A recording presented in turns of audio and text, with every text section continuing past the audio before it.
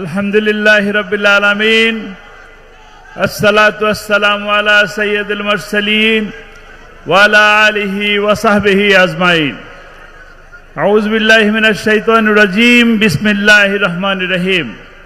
শহীদি কাফেলা বাংলাদেশ জামাত ইসলামী পিরোজপুর জেলা কর্তৃক আয়োজিত আজকের এই নির্বাচনী জনসভা, এই জনসভার সম্মানিত সভাপতি আমাদের প্রিয় আস্থাভাজন ব্যক্তিত্ব জনাব তোফাজ্জল হোসেন ফরিদ, উপস্থিত আজকের এই অনুষ্ঠানের সম্মানিত প্রধান অতিথি আমাদের পিতৃতুল্য নেতা, মানবিক নেতা, জনপ্রিয় জননেতা মোহতারাম আমিরে জামাত ডাক্তার শফিকুর রহমান হাফিজাহুল্লাহ, উপস্থিত 11 দলীয় জোটের কেন্দ্রীয় নেতৃবৃন্দ, উপস্থিত সংগ্রামী নেতৃবৃন্দ, সামনে উপস্থিত মিডিয়া সুপ্রিয় বন্ধুগণ, প্রিয় পিরোজপুরবাসী, আসসালামু আলাইকুম ওয়া রাহমাতুল্লাহি ওয়া বারাকাতুহু। আজকে আমরা এখানে উপস্থিত হয়েছি আর 2টি দিন পরে ভোট।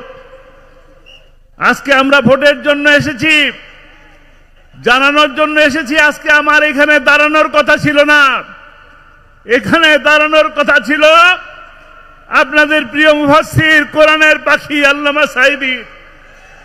আমার ছোট ভাই বলে গেলেন 96, 2001, 2008 আল্লামা সাঈদী দাঁড়িপাল্লা নিয়ে এসেছিলেন।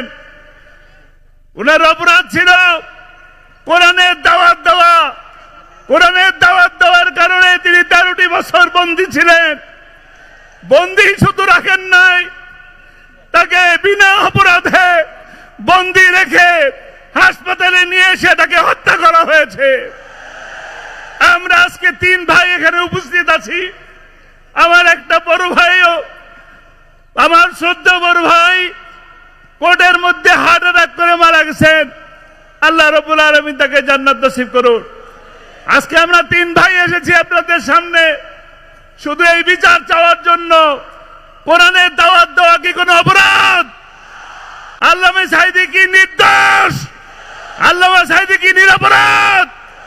তবে আমি আপনাদের কাছে এই একটা সাক্ষ্য চাই, 12ই ফেব্রুয়ারিতে আপনারা আল্লামা সাঈদী নির্দোষ এই সাক্ষ্যটা দিবেন। রাজি আছেন? এই সাক্ষ্য দিবেন আল্লামা সাঈদীর মার্কায়। এটা আমার মার্কা নয়, এটা আল্লামা সাঈদীর মার্কা। আল্লামা সাঈদীর মার্কায় ভোট দিয়ে জয়যুক্ত করবেন ইনশাআল্লাহ। সারা বাংলাদেশে বিজয় এসছে, সারা বাংলাদেশ থেকে বিজয়ের আওয়াজ উঠেছে।